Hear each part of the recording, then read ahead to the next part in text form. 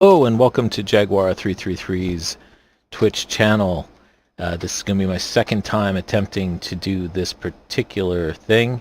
Yesterday I had a special for STUG Saturday and was trying to get kills using a German self-propelled gun or tank destroyer in order to unlock a decal. And I started off the day by not recording because I was in the morning. I hadn't had my coffee yet. I thought I'll do a warm-up before I do anything, and of course that's when you get a 13 kill mission.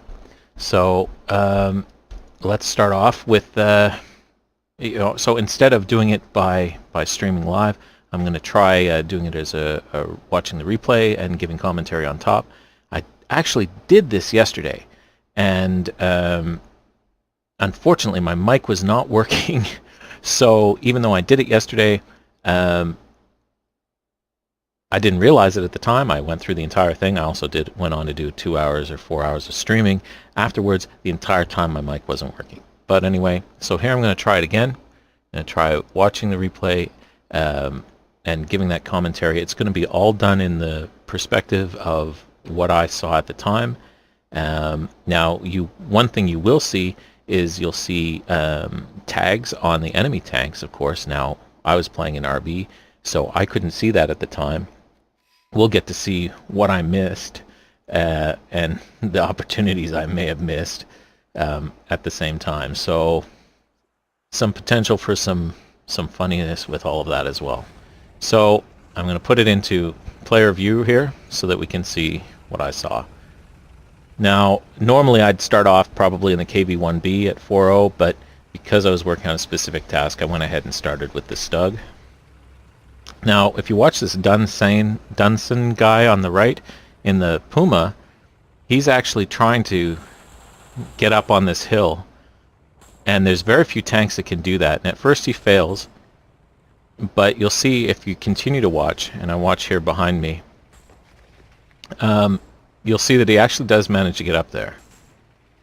And there's very few vehicles that can get up that slope, but you know, I've always been interested to get up there and see what I can do. As it happens, I think he pretty much survives throughout the match, but he basically achieves 0 or nothing up there.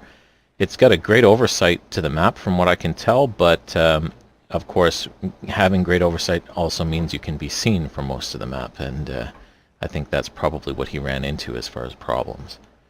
So when I come up on this side of Carpathians, I used to always go for C, but C is such a popular spot now and everybody knows it so well that I like to avoid the mainstream, and I like to find my own little area to go about, especially if I'm alone. So anyway, I've been lately going this way, and you'll notice I'm taking quite a wide berth around B, and the main reason is I want to avoid being seen, and I want to avoid running headlong into an enemy.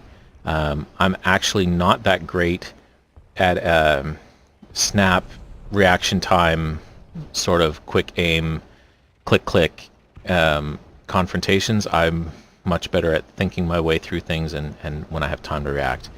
Now, one thing that happens here, and this often happens to me on this spot, is I always get disoriented and I end up going further wide than I intended, because those rocks in front of me, I end up thinking that I'm looking at a different part of the map than I am. I thought I was looking at these rocks here when I'm actually looking at those, and I start to figure that out right about here, that, oh, I'm going the wrong place, I'm actually exposing myself on the right. But I figure it out and I start heading around. In this case, it may have actually worked to my benefit, because it may have given them more time to advance and thus allow me to come in more behind them than I normally would. Now, keep in mind, you see markers up there now. I couldn't see those, so I still haven't spotted anything at this point. And you know, here I just noticed that M24 right on B, and I hear something off to my left. I saw the puff of smoke, but I couldn't see the tank, the Valentine there. So I just went for the safe for sure getting something before I die.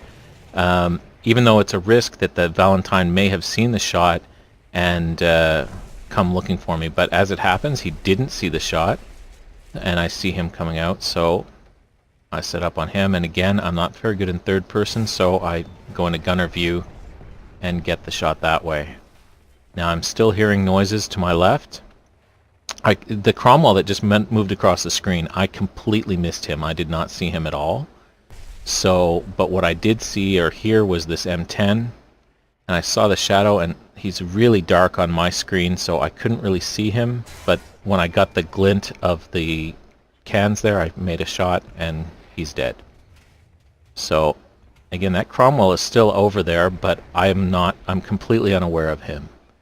So, and now here, I can actually hear something off my right-hand side, but I didn't notice it at the time, and then I did, so you see I looked over there, but I thought it was actually my own engine until I get the shot in my butt, and then I try to get turned around. He blew both of his shots, bouncing both of them, and I take a snapshot, and I actually breach his gun. So this is, I now know I'm safe to just sit here while he's doing that, and I take a shot, and he's dead. So I come around, I want to come back up as close to the rock as possible, because I want to make sure I'm coming up behind anything that might be over here. And notice that Cromwell is up on the hill now, and I'm still completely unaware of him.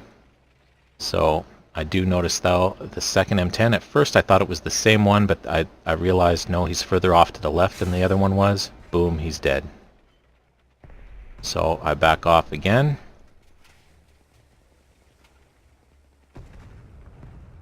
I'm repositioning.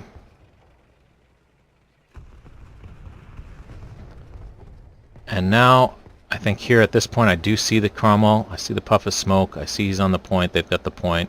And boom, he's dead. Now up in this position, it becomes apparent to me at some point right along here that I can actually see all the way up near C.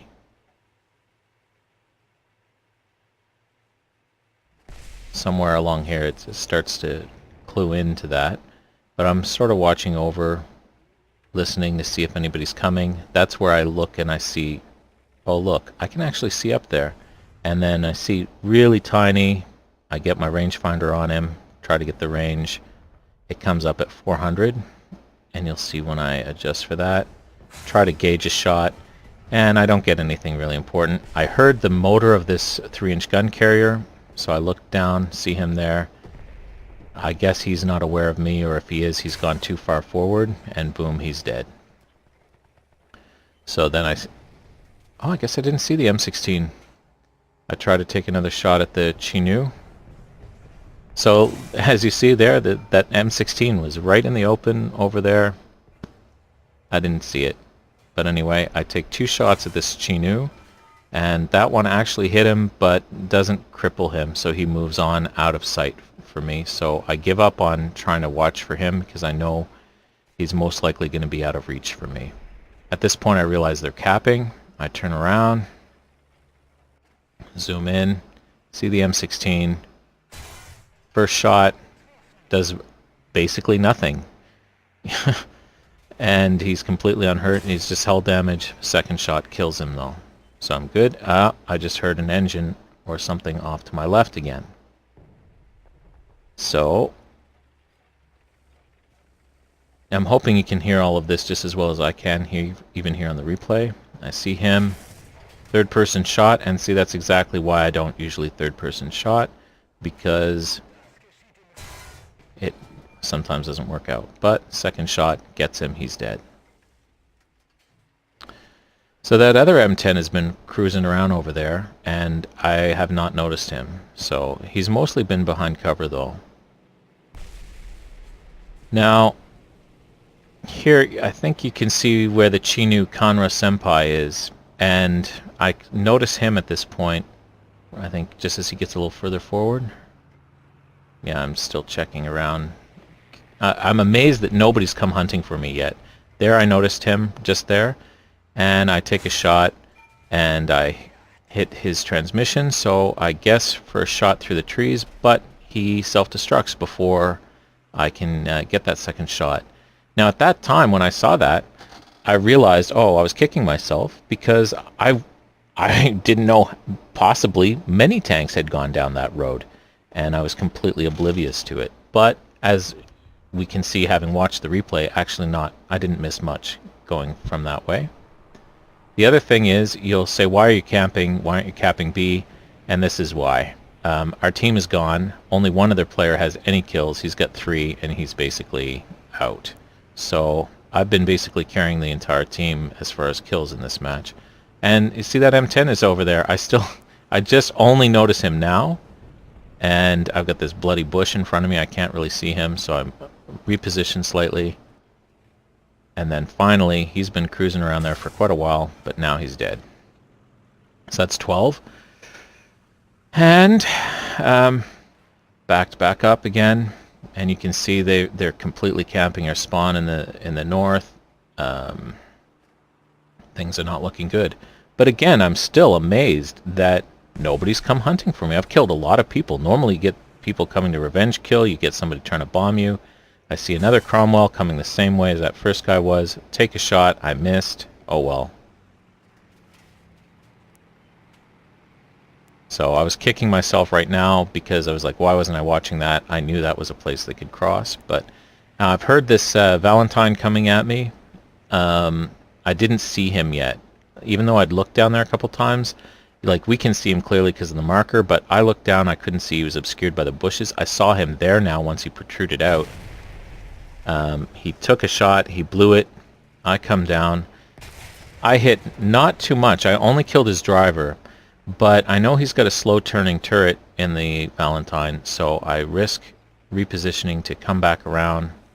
I shoot him in the butt. Unfortunately I don't get any crew, but I set him on fire. And that stalls him for a moment as he puts it out, but there I breach his cannon. This guy actually took a lot of shots. Finally, he's knocked out. So at this point I'm moving back up, and because I didn't know where something could be coming. I didn't see that Cromwell coming around the rock right behind me, but he's directly behind me, and the match is over.